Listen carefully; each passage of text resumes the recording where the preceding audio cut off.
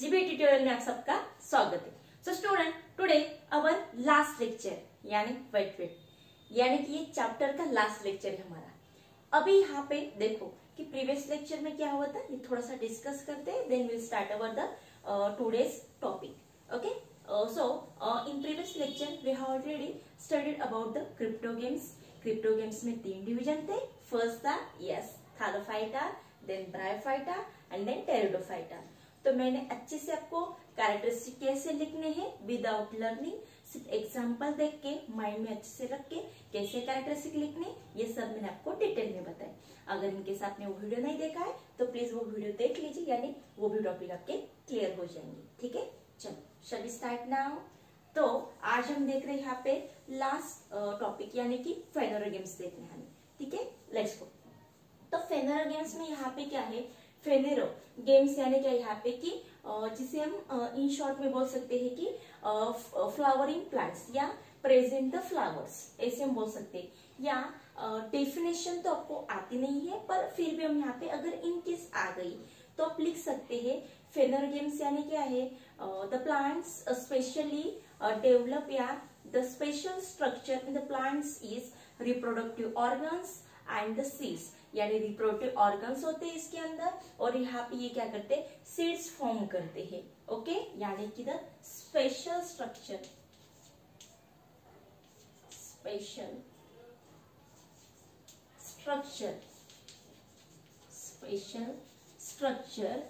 is reproductive organs and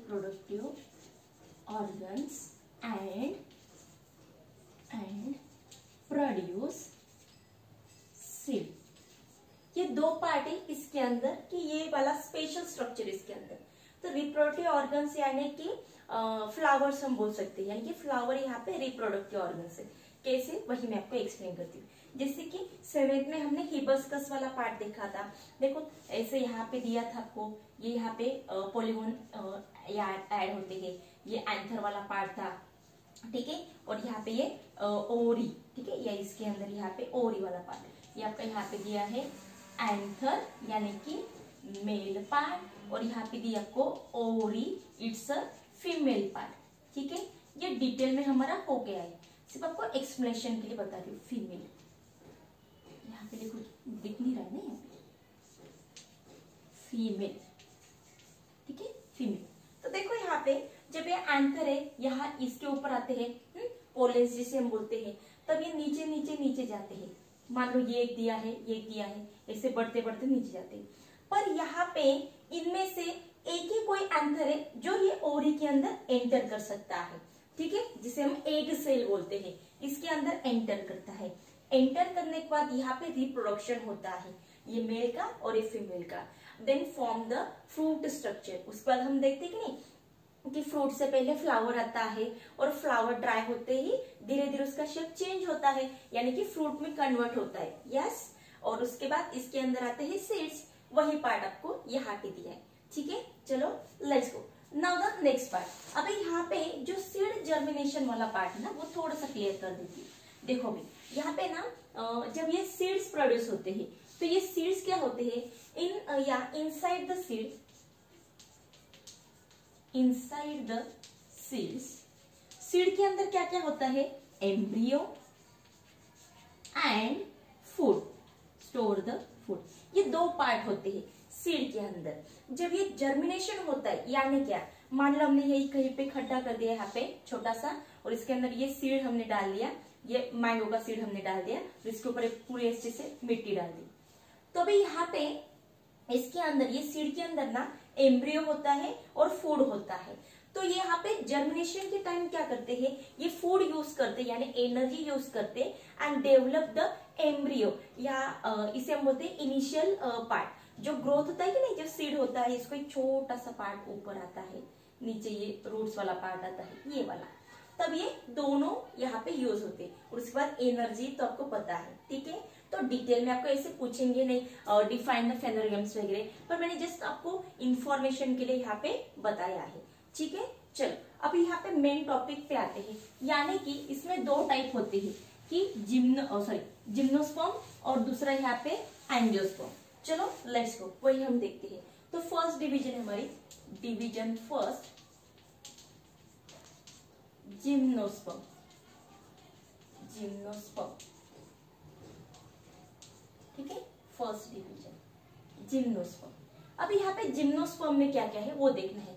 अभी ना हाँ, आपके आंखों के सामने क्रिसमस ट्री सबने देखा है, क्रिसमस ट्री, ओके। तो क्रिसमस ट्री सब सामने लाने हैं। और आपके बुक में एक ट्री दिया है साइकस, जैसे कि कोकोनट का ट्री होता है ना, उस टाइप का दिया है, ठीक है, वो भी यहाँ पे देखना है। देखो अभी आपने कभी देखा है क्या क्रिसमस ट्री से यहाँ पे पूरा यानी कि येलो हो गया है, यानी जब भी देखोगे वो क्या होता है, ग्रीनिश कलर का ही होता है, यानी कि ग्रीन कलर का होता है, ठीक है। यानी हम यहाँ पे बोल सकते कि ये ग्रीन कलर का होता है। इट्स अ पेरिनियल, पेरिनियल यानी कि ये पूरे 12 मंथ्स तक अच्छे से रहता है। देखो कुछ प्लांट्स ऐसे होते हैं कि जो कुछ टाइम के लिए, जैसे कि समर सीजन में उसके पत्ते झड़ जाते हैं, ओके, ऐसे कुछ होता है कि नहीं, पर यहाँ पे ऐसे नहीं होता है।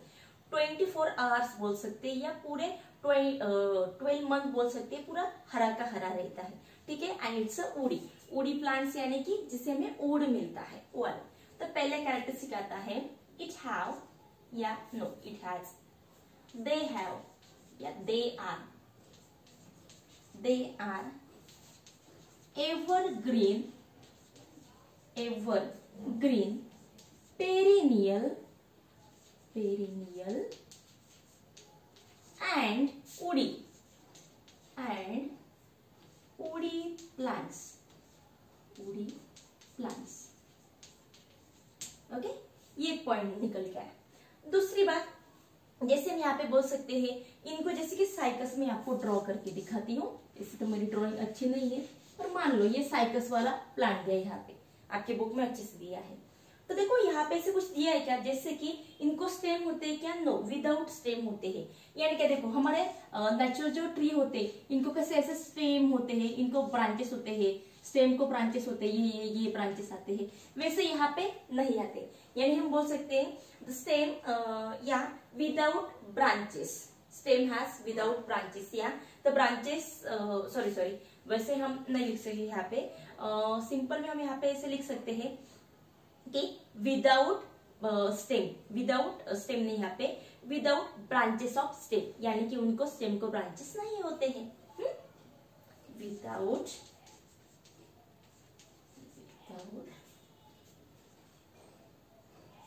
ब्रांचेस ऑफ स्टेम, ऐसे बोल सकते हैं, स्टेम या ब्रांचेस या सब ग्रुप इसको नहीं होते हैं। दूसरा, उसके बाद इसके जो लीव्स होते हैं ना, just look like a crown, कैसे होता है यहाँ पे जो किंग या जो क्वीन वगैरह पहनते हैं, वैसे इसके स्ट्रक्चर होता है। यानी कि the shape of the leaves it just look like a crown type होता है, क्राउन लाइक ऐसे शेप होता है। दूसरी बात यहाँ पे, जैसे कि हम मेल और फीमेल जो फ्लावर्स है, ये दोनों ही यहाँ पे एक ही प्लांट्स पे प्रेजेंट होते हैं। यानी हम सिंपल में बोल सकते हैं कि male and female flowers present in the same plant, male and female flowers present on same tree या सेम प्लांट्स, एक ही प्लांट्स पे मेल फीमेल ऐसे फ्लावर्स आते हैं, ठीक है। कितने पॉइंट्स हो गए, 1 2 3 4 पॉइंट्स हो गए। और नेक्स्ट वाला पॉइंट यहाँ पे सिंपल में यहाँ पे बताने वाली थी, पर थोड़ा भी चलो यहाँ बताती हूँ। जिम्नोस्पर्म यानी क्या होता है, जिम्नो यानी कि ओपन, और स्पर्म यानी क्या होता है, सीड्स होता है। मीन्स हम यहाँ पे नेक्स्ट कैरेक्टरिस्टिक लिख सकते हैं, या जिम्नोस्पर्म, आपको डेफिनेशन आया तो लिख सकते हैं, when the seeds are open this is called as a gymnosperm, या ये जिम्नोस्पर्म में आते। तो नेक्स्ट पॉइंट हमारा वही निकल के आता है, द सीड्स आर ओपन या डू नॉट कवरिंग नेचुरल, या डू नॉट नेचुरल कवरिंग, ठीक है। यहाँ तक क्लियर हो गया स्टूडेंट। यहाँ लिखू क्या, ऊपर लिखती हूँ मैं, यानी ये सब अच्छे से यहाँ पे दिख जाएगा आपको। यहाँ लिखती हूँ ऊपर, ये 1 2 3 4, ये 5 वाला पॉइंट हमारा कि seeds, the seeds seeds are opens. The seeds, yes, seeds do not have natural covering. Natural covering, या they are opens, natural coverings. ठीक है, यहाँ पे ये नेचुरल कवरिंग क्लियर हो गया यहाँ पे. उसके बाद सीड में ऐसे कुछ यानी कि इतना 5 पॉइंट इनफ है. उसके बाद आपको कुछ एग्जाम्पल दे. एग्जाम्पल में आपको जो लर्न कर सकते हैं वही एग्जाम्पल लिखने. जैसे कि क्या दिया आपको, क्रिसमस ट्री दिया है, देन उसके बाद साइकस दिया है, तो आप साइकस वाला पार्ट भी लिख सकते हैं. क्रिसमस ट्री, क्रिसमस ट्री ये मुझे लर्न है, ये मैं लिख लूंगी. देन उसके बाद देवदार ट्री ये लिख सकते हैं. देखो देवदार ट्री कैसे होता है, ये जो जम्मू कश्मीर हिमाचल प्रदेश में जाते हैं तो वहां पे नहीं कि यहाँ पे ऐसे ट्री होते, देखो ऐसे ऐसे ऐसे ऐसे ऐसे ऐसे, उनको यहाँ पे पाइनस या देवदार ट्री बोलते हैं. पर ये दोनों अच्छे से माइंड में है, यानी जो जो एग्जाम्पल आपके माइंड में इजीली लर्न कर सकते हैं वही एग्जाम्पल आपके माइंड में फिट कर लेना है, यानी उस टाइम हम लिख सकते हैं. ओके, चलो तो यहाँ तक क्लियर हो गया. 1 2 3 4 5. हाँ, yes, 5 points are enough for 2 marks. 2 marks के लिए इतना इनफ है. चलो now the next point, next division. Next division हमारे यहाँ पे एंजियोस्पर्म. तो एंजियोस्पर्म में यहाँ पे क्या होता है, इसके अपोजिट होता है. देखो वही भी देख लेते हैं यहाँ पे.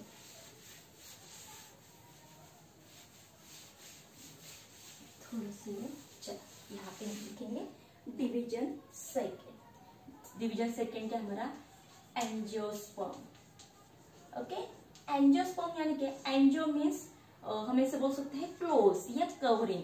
क्लोज और स्पर्म यानी क्या होता है, seeds, means the close seeds.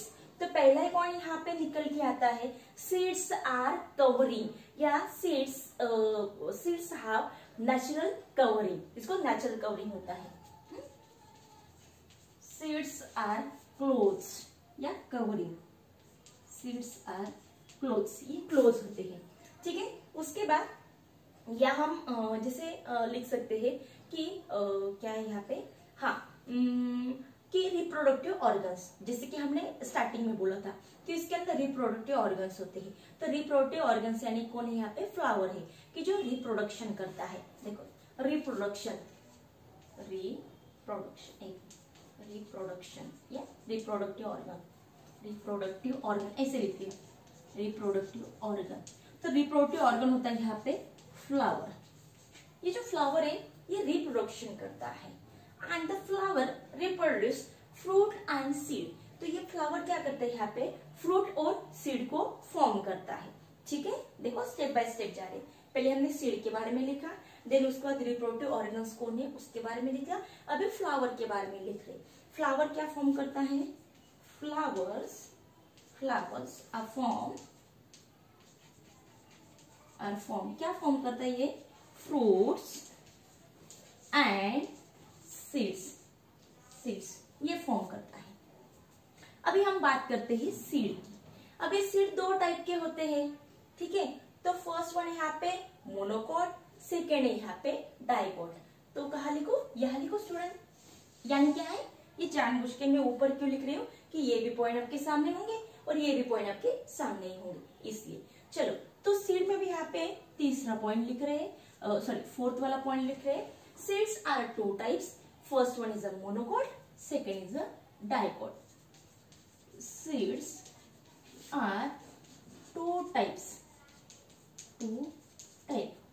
First one is actually इसे ना मोनोकोटिलेडॉन्स बोलते हैं, पर ये लॉन्ग कर जाता है इसलिए मोनोकॉट हम इजीली याद कर सकते हैं, मोनोकॉट. ओके, और सेकेंड है यहाँ पे डाइकॉट. अब इसके नाम में दिया स्टूडेंट, मोनो यानी सिंगल और डाइकॉट यानी डाई मीन्स 2. तो देखो अभी यहाँ पे मैंने ना 2 सीड्स लिए, जैसे कि मेरे हाथ में ग्राउंड नट है और यहाँ पे मेज है. मैंने फर्स्ट लेक्चर में बताया था वही वाला पार्ट. इनको अच्छे से उबाल लिया दोनों को, यानी सॉफ्ट होने चाहिए. अभी दोनों को मैंने क्या किया, प्रेस किया. दोनों को प्रेस किया तो ग्राउंड नट क्या है, यहाँ पे इसके 2 पार्ट हो जाएंगे. पर मेज के 2 पार्ट हो सकते हैं क्या, नहीं से क्रश हो जाएगा वो. ठीक है, यानी कि जो सीड्स यहाँ पे 2 इक्वल पार्ट में डिवाइड होते हैं वो डाइकोट होते हैं, और दो इक्वल पार्ट में नहीं होते हैं, दो से ज्यादा होते हैं, जितने हम मेजर नहीं कर सकते या एक्चुअल बता नहीं सकते हम, उसे हम बोलते हैं मोनोकॉट। तो सिंपल हम यहाँ पे लिख सकते हैं डिवाइडेड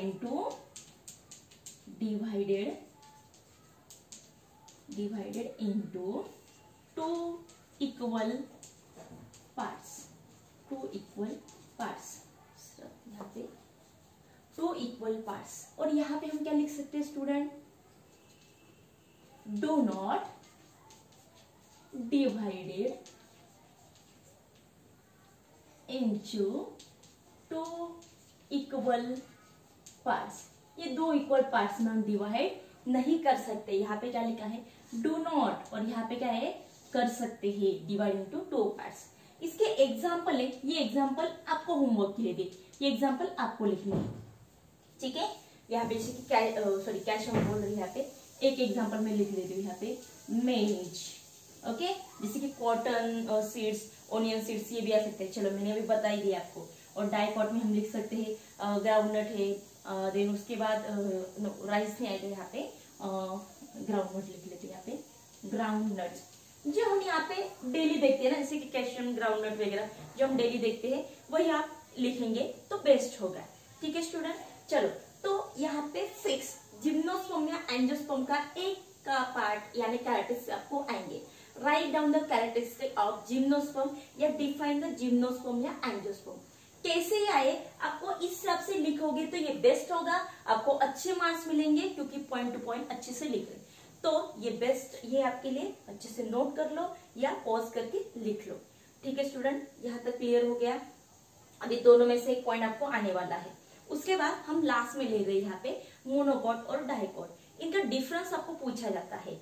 वैसे हमने 8-7 में क्लियर किया था, पर फिर भी हम इस टाइम देख रहे हैं। चलो, हमें कुछ मिस नहीं करना है, ऐसे नहीं कि हमारा कुछ मिस हो जाए, ऐसे नहीं होना चाहिए। हमें हर एंगल से स्टडी करना है कि कोई भी क्वेश्चन आए तो सब हमारे अच्छे से अटेंड होने चाहिए। चल let's go next and the last point, right the difference between monocot and dicot. ऐसे आपको आ गया है, तो भाई अभी लिखना है मोनोकॉट और यहाँ पे लिखेंगे डाइकॉट या डाइकोटिलेडोन, डाइकॉट, ठीक है। चलो अभी मोनोकॉट और डाइकॉट में क्या क्या लिखेंगे, तो पहले हम यहाँ पे ना ऐसे पार्ट कर लेते हैं। तो पहले हम लिखेंगे इसके सीड। तो सीड के बारे में हम यहाँ पे लिख सकते हैं that divide, do not divide into two equal parts, do not divided into two equal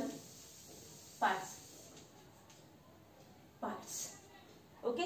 seeds divided into two equal parts, divided into two equal parts, okay। तो स्टूडेंट आपकी बुक में दिया है पर शॉर्टकट दिया है, मैं पूरा आपको लिख के दे रही हूँ, क्योंकि ये पॉइंट यानी कि आपको ग्रामेटिकली अच्छे से सेंटेंस फॉर्म करना है वहां पे। देन उसके बाद नेक्स्ट वाला सीड हो गया। अभी रूट्स वाला पार्ट, तो रूट्स कैसे होते हैं, तो मोनोकॉट के रूट्स पहले तो ना आपके सामने 2 एग्जांपल लाती हूँ, एक ऑनियन का, ठीक है, दूसरा हम यहाँ पे मैंगो का लाते हैं। अगर ऑनियन के अपने रूट्स देखे तो कैसे थे, 3 टाइप यानी फाइबरस होते हैं। और दूसरा यहाँ पे कि डाइकॉट में हमने देखा तो उनके रूट कैसे होते हैं, टैप रूट होते हैं। मैंगो का एग्जाम्पल लिया है क्योंकि मैंगो के सीड्स को हमने डिवाइड किया तो 2 इक्वल पार्ट में डिवाइड होता है। देखो अचार वगैरह करते हैं तब कट करती है, हाँ यस वही वाला पार्ट। देखो तो रूट्स, तो यहाँ पे कैसे होते हैं, it's a fibrous root, fibrous या fibre like root, fibrous root. और यहाँ पे क्या होते हैं, they have the tap roots, इनके रूट्स कैसे होते हैं, टैप रूट्स होते हैं, ठीक है। चलो नाउ द नेक्स्ट पार्ट, अभी यहाँ पे स्टेम की बात करते हैं। स्टेम कैसे होते हैं, यहाँ पे अगर यहाँ देखा जाए तो ऑनियन के स्टेम कैसे होते हैं, बिल्कुल वीक होते हैं और हैलो होते हैं। यानी कि अगर आपने ऑनियन की लीव्स जो हम खाते हैं ना, उनको ऐसे कट किया तो अंदर कुछ नहीं होता है, खाली होता है। और उस हिसाब से अगर मैंगो का हमने स्टेम देखा तो इट्स वेरी हार्ड, वो बहुत ही हार्ड होता है और स्ट्रॉन्ग होता है। तो देखो यहाँ पे, तो हम यहाँ पे लिखेंगे दे आर वेरी वीक, हाँ यस वीक, और यहाँ पे लिखेंगे weak and hollow, weak and hollow, यहाँ पे लिखोगे नीचे पे लिखेंगे कैसे होता है, स्ट्रॉन्ग एंड हार्ड। स्ट्रॉन्ग और बिल्कुल हार्ड होता है, पक्का होता है, ऐसे गिरता नहीं है।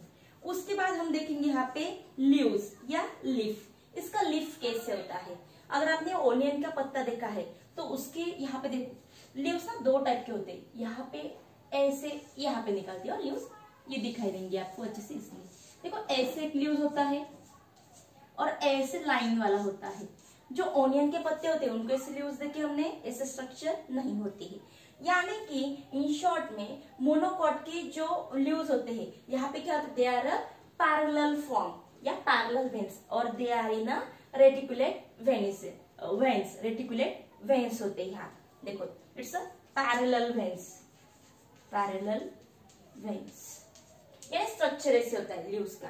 And they are a reticulate veins. इसके वेन्स कैसे होते हैं, रेटिकुलेट होते हैं,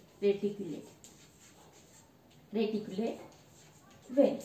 कितने हो गए, लीव्स हो गए, स्टेम हो गई। ओके, उसके बाद यहाँ पे लास्ट वाला फ्लावर की बात करते हैं। तो यहाँ पे थोड़ी जगह है फ्लावर। तो यहाँ पे जो फ्लावर होते हैं मोनोकॉट में, उनके जो पेटल्स होते हैं ना, तो 3 या 5 पेटल्स इनके फ्लावर को आते हैं। पेटल्स, नंबर ऑफ पेटल्स कितने होते हैं, 3 और 5, 3 और 5 हिसाब से होते हैं। अगर यहाँ पे नहीं 3 और 5 नहीं होते यहाँ पे, एक मिनट, यहाँ पे ना ये जो पेटल्स होते हैं ना, एक तो 3 होते हैं या 3 के मल्टीप्लाइज में होते हैं, ठीक है, एक मिनट, 3 और मल्टीप्लाइज जैसे अच्छा है तो मैं ऐसे लिखू ना, 3, 6, 9, 12 इस हिसाब से यहाँ पे पेटल्स होते हैं। और यहाँ पे देखा जाए number of petals, number of petals जगह कम है इसलिए 3 और 5 इतने पेटल्स इसको होते हैं। ठीक है स्टूडेंट, तो ये देखो यहाँ पे हमने तीनों पॉइंट्स क्लियर कर लिए, एंजियोस्पर्म, जिम्नोस्पर्म, अगर टैप रूट, फाइबर रूट आता है, और नीचे आप यहाँ पे लिखना है एग्जाम्पल 1 2 3 4 5 और नीचे आएगा आपका एग्जाम्पल। ये स्ट्रक्चर भी हमने ड्रॉ कर लिए तो थोड़ा और बेस्ट लगेगा, यानी प्रेजेंटेशन अच्छा लगेगा। तो इस हिसाब से आज हमारा ये चैप्टर पूरा क्लियर होता है। ठीक है, मैंने अच्छे से नोट्स दिए, आप ये नोट्स यहाँ पे अच्छे से लिख के एक्सरसाइज सॉल्व कर सकते हैं, और पेपर में भी अच्छे से आपको लिखना है। तो ये अच्छे से लिखा आपने तो आपका प्रेजेंटेशन अच्छा लगेगा। चलो आज के लिए हम यही रुकते हैं। आज का वीडियो आपको कैसे लगा ये कमेंट में हमें जरूर बताना। चलो tata, bye bye, thank you.